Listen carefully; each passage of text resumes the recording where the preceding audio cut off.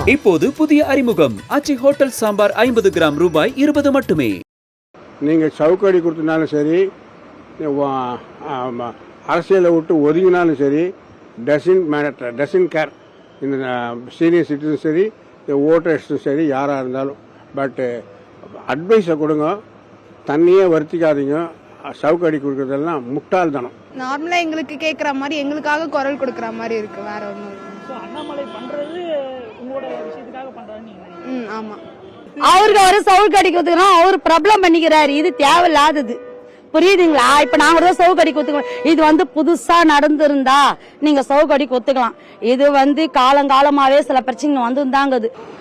அவருக்கு அது பண்ணி அவருக்கு எதுனா பாலிடிக்ஸ்ல ஃபேவரா எதுனா நடக்கும் சொல்லிட்டு அவர் பண்றாரோ என்னமோ தெரியல. சரியா, அவர் கேர்ள்ஸுங்களுக்கு இந்த மாதிரி நடக்க கூடாதுன்றதுக்காகவும் பண்ணலாம். ஆனா அவர் அரசியலுக்கு பண்றாரான்னு எனக்கு தெரியல. ஆனா எங்களுக்கு ஃபேவரா நடக்குதுன்னு மட்டும் எங்களுக்கு தெரியுது.